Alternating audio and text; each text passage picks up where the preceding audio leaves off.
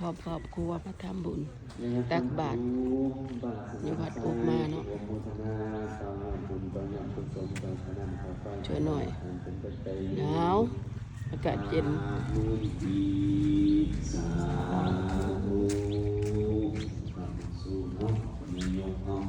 ยังเวียงอีก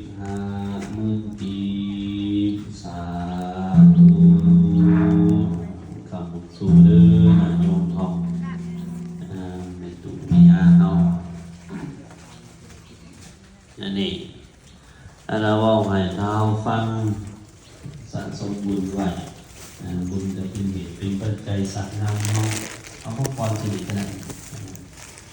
แม่น้อยเนาะแม่พมมหาตุลมุทนาสวยนำกาไฟเป็นปัจจัย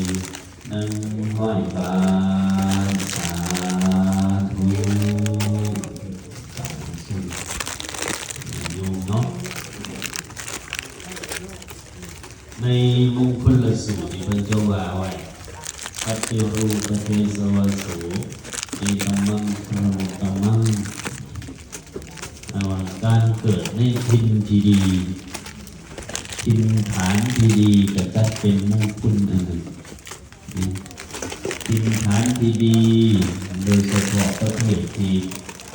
ระบบเกิดสักสงครามยกที่บ่เกิดสักสงครามประเทศที่มีพุทธศาสนานี่ประเทศที่อาหารการอยู่กันกินบ่ฝืดเครื่องเกินไปมีบ่วุ่นบ่วายเกินไปนี่จัดเป็นปฏิรูป